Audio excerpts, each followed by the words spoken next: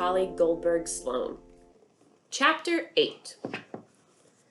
They are all hungry, and there's nothing to do but go look for something to eat. Slowly the group starts to break apart. Abdul and Alan head off to investigate the hillside where a group of trees have sticky bark.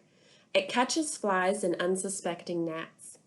Alejandro and Angie and Atticus decide to dig for treasure down in a field not far away. They think they smell something rotten buried there under a pile of dead branches. Alphonse announces that he's going to investigate the often stagnant stream by the sycamore trees. He believes it holds the promise of little toads and slimy salamanders. Ajax and Augusta and Alberta look confused as they wander off in different directions. Amlet's tail still has a crimp in the middle from the calamity on the cement path. It causes him to walk with a small hitch in his step. He moves forward a few feet into the darkness, but turns back. He then looks at his brother and sister. "I'm not afraid, but I do feel attached to the two of you, especially Appleblossom." Appleblossom's nose wrinkles up. "Don't pick favorites." Amlet shrugs. "Just saying, no offense meant." Antonio mumbles, "None taken." Appleblossom grabs her tail and holds it tight. "You two go. I'll wait here." Amlet looks at Antonio. "Okay, then I'll tag along with you, Antonio, just to keep you company." But Antonio doesn't answer. A warm wind blows hard from the north. Appleblossom shouldn't be cold, but she feels the hair stand up on her back. Antonio looks right at her and says, "Appleblossom, you should come with us."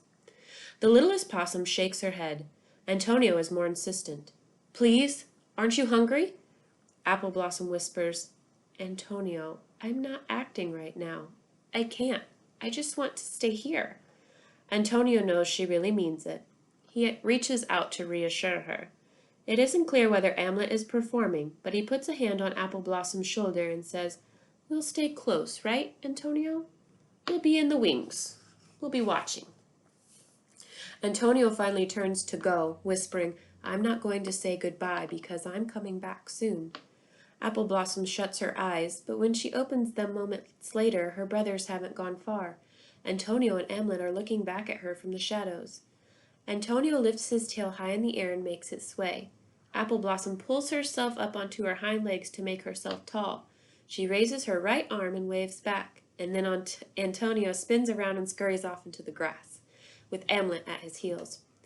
Appleblossom's mind races. "I'm not ready to put on my own show. The most important thing right now isn't finding something to eat, it's finding a safe place. Cars don't climb trees, and dogs don't do more than jump and snap at lower limbs. People only go up trees when the sun's out and they have tools in their hands. Or at least that's what Mama Possum said. Maybe if I climb a tree, I can look down at my brothers and sisters, and maybe even see Mama Possum."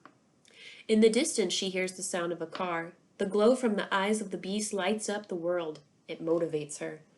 Appleblossom gathers all her courage and goes, but she can't see Antonio or Amlet. The grass is too tall.